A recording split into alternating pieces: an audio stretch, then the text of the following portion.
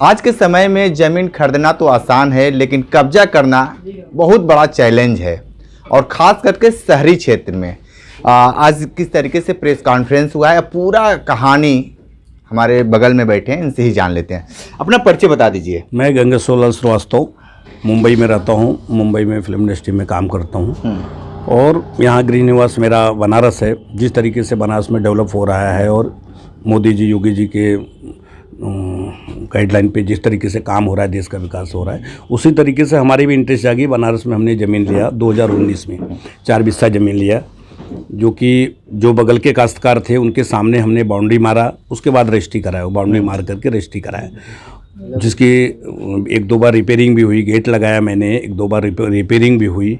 और मेरे खसरा में भी बाउंड्री वाल लिखा है, मेरी खारिज दाखिल हो गई। खतौनी भी में मेरा नाम आ गया। आज 2023 में, जो कि बीच में लाइट बिल भी मैंने कंस्ट्रक्शन के लिए लिया था, लेकिन नहीं करा पाया, इसलिए लाइट बिल भी लिया हुआ था। उसी पे मैंने काफ़ी मतलब दिनों से था। तो अभी रोड चौड़ीकरण में गेट टूट गया था, तो गेट टूटने के बाद हमने 2-3 महीने बाद वहाँ बनाने के लिए गए, तो ये लोगों ने हमारा रोक दिया। तो बोले कि तुम्हारी ज़मीन में हमारी ज़मीन निकल रही है। हमने बोला कि आपके सामने ही हमने बाउंड्री मारा था, तब तो आप नहीं बोले। अगर आप बोलते हमारा यहाँ, तो हम खरीदते ही नहीं, डिस्प्यूटेड जाऊँगा, मैं क्यों खरीदने जाऊँगा। तो बोले नहीं, आप जो करना हो करो, हम यहाँ काम नहीं करने देंगे। जिसका मैंने सभी संबंधित अधिकारियों को कंप्लेन लिख करके दिया, और उसकी जब हमें मालूम चला उन्होंने मापी किया है, और मापी करने के समय बगल के काश्तकारों को एक नोटिस देनी चाहिए। मिलजुला ज़मीन की मापी नहीं होती है, तो हमने भी उनको दिया। जो मृदुला की बात आप कर रहे हैं, मृदुला में तो संयुक्त होता है, सभी खाते एक में है, उसके लिए थोड़ा सा लंबा प्रोसेस चलता है। लेकिन जिस तरीके से आपको, जब आप बाउंड्री करा रहे थे, तो उस समय वो लोग क्यों नहीं रोके? क्या उस समय आपको लग रहा था कि उस समय ठीक है, लेकिन अब कहाँ से खटास आ गया कि आपकी ही ज़मीन पे वहाँ पे बाउंड्री नहीं चलने दे रहे हैं? उनका बोलना था कि पहले हमको नहीं मालूम था कि हमारा, अभी हमने मापी कराया तो हमें मालूम था। तो मैंने बोला कि अगर आपको मापी कराना था तो मेरे सामने कराते, और जो भी लेखपाल कानून को मुझे नोटिस देते तो मैं भी सामने रहता, तो मानता कि हाँ सही है। मैंने जिसको एजेम साहब में को लिखा भी कि या तो फिर से मापी किया जाए, इसको खारिज किया जाए, लेकिन उन्होंने कोई बात ना सुनते हुए हमारे खिलाफ मतलब आपत्ति हमारा रद्द कर दिए, जिसका हम अपील में गए हुए हैं कमिश्नर साहब के पास। और उस ज़मीन का हमने स्टे भी लिया, क्योंकि बाउंड्री वाल मेरा बना हुआ था, उसमें बाग वगैरह लगे हुए थे। कल इन लोगों ने, मैंने सभी संबंधित अधिकारियों को 2-2, 4-4 बार सारी चीज़ें अपनी स्टोरी बताते गया। आज तक किसी प्रशासन ने कभी मुझसे एक स्टेटमेंट भी नहीं लिया कि आपने ये पत्र दिया है कि तो आपको बोलना क्या है। सभी जगह मैंने मतलब, कहीं ये जो लोग हैं सरकार से जुड़कर तो नहीं कब्जा कर रहे हैं? सरकार को तो हम नहीं बोल सकते, लेकिन सरकार का नाम लेकर के लोग उसका फ़ायदा लेना चाहते हैं, क्योंकि ये लोग यहाँ के प्रभावशाली लोग हैं। 500-600 बीघा ज़मीन है, बड़े लोग हैं।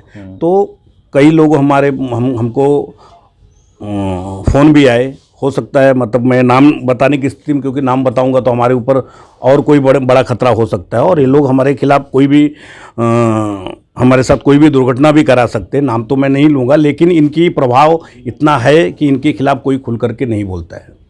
एक चीज़ बताइए कि जिस तरीके से यहाँ के अधिकारियों से आपको मदद मिली कि नहीं मिली? मदद के नाम पे तो हमने हर जगह लेटर दिया, लेकिन कोई मुझे नहीं लग रहा मदद मिली। अगर मदद मिलता तो कल जिस तरीके से 2-3 पुलिस स्टेशन के पुलिसकर्मी और तहसीलदार, कानूनगो, लेखपाल खड़ा होकर के, और उन लोग जो जिसके खिलाफ हमने जन्मेजय और ये लोग हैं, इनके खिलाफ हमने स्टे लिया, बगल के काश्तकार, ये लोगों ने आकर के खड़े होकर के जन्मेजय, कार्तिकेय, आकांक्षा सिंह, इसे उनकी पूरी फैमिली के लोग, कम से कम 25-50 लोग, मेरे न रहने पे, मैं था भी नहीं, मेरे नहीं रहने पे वहाँ पे खड़े होकर के, ज़बरदस्ती खड़ा होकर के प्राइवेट JCB लेकर के इन्होंने तोड़वाया। अच्छा, अब क्या लगता है कि उस पर आपका कब्जा हो पाएगा कि नहीं? मैं कानूनी प्रक्रिया से जाऊंगा, मैं भी हाई कोर्ट भी जाऊंगा, जहाँ जाने की ज़रूरत पड़ेगी हम जाएंगे। अपनी ज़मीन हम मेहनत से के पैसे से ज़मीन लिए हैं, उस ज़मीन को लेने के लिए हम हर कानूनी जगह जाएंगे, और ज़रूरत पड़ेगा तो जिस तरीके से पॉलिटिकल लोगों का नाम लिया जा रहा है कि यहाँ से फ़ोन आ रहा है, वहाँ से फ़ोन आ रहा है, तो मैं मुख्यमंत्री जी से भी विनती करूँगा, मिलने की कोशिश करूँगा और उनसे भी अनुरोध करूँगा कि जो चीज़ें हैं जानकारी करके सही हमें हमें ज़मीन दिलाया जाए। सरकार ये भी कहती है कि हमारे डबल इंजन की सरकार है और खासकर बनारस जो हब है, यहाँ पे भूमाफियाओं की जो दबंगई थी वो खत्म हो गया थी। फिर भूमाफिया आ गए कहाँ से कि जो बाहर से ज़मीन लेने वाले हैं लोग उनको काफ़ी प्रताड़ित कर रहे हैं। सर, जिस तरीके से डबल इंजन की सरकार है, अच्छी है, देश की विकास हो रही, खास करके बनारस की विकास तो चरम सीमा पे है। यही सब देख करके हमने यहाँ पे आकर के जगह लिया था कि यहाँ हमारे गांव है, यहाँ पे भी हमें, जो बॉम्बे में तो हमने बहुत कुछ किया, यहाँ भी हमें कुछ करना चाहिए क्योंकि ये हमारा गांव है। क्योंकि यहाँ अगर हमारा कुछ रहेगा तभी हमारे बच्चे यहाँ आना, नहीं तो बॉम्बे में मैं सेटल हूँ तो बॉम्बे में फैमिली हमारी रह सकती है। लेकिन हमने यहाँ लेने का यही मकसद था कि ये हमारा गाँव है, यहाँ पर हमें आना चाहिए, हमारे बच्चों को भी अपना गांव छोड़ना नहीं चाहिए। लेकिन जिस तरीके से लोगों ने पॉलिटिकल दबाव किस तरीके से किए, या तो झूठ बोल करके कहीं बोलते हैं कि कोई मंत्री का फ़ोन आ रहा है, कोई बोलते हैं किसी का फ़ोन आ रहा है, अधिकारी का फ़ोन आ रहा है, और इनका प्रभाव है बगल में 500 बीघा। जिन लोगों ने आपका ज़मीन पे कब्जा जो दिलाए हैं उन कर्मचारियों अधिकारियों पे क्या करेंगे आप? उनके खिलाफ कंटेम्प्ट ऑफ कोर्ट जाएंगे, क्योंकि स्टे के बाद तो उन्हें नहीं करनी चाहिए थी इस तरीके की कार्रवाई, लेकिन उनकी मौजूदगी में उन्होंने आदेश दिया और उनके प्राइवेट जीसीबी और उनके लोग जा कर के तोड़े, तो उनके खिलाफ हम कंटेम्प्ट ऑफ कोर्ट जाएंगे। और आप लोगों से भी अपील करेंगे कि हमें न्याय दिलाएं और जो हमारी ज़मीन जो 4 बिस्सा हमने लिया है हमें मिलना चाहिए। अगर नहीं हुआ तो जिस तरीके से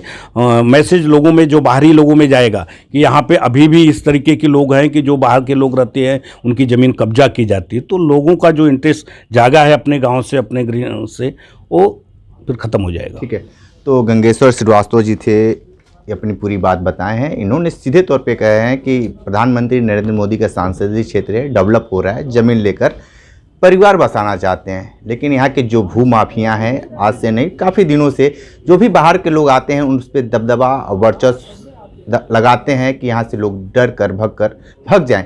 लेकिन इन्होंने भी सीधे तौर पर पुलिस बल का तो सहयोग लिया, लेकिन कोर्ट का इन्होंने सहारा लिया है कि हम कोर्ट के शरण में जाएंगे, हमें वहाँ से न्याय मिलेगा। विशेष रिपोर्ट कर रहे थे, तुम्हारे साथ बने रही कांडी बनारसी के साथ में दीजिए इजाज़त। नमस्कार।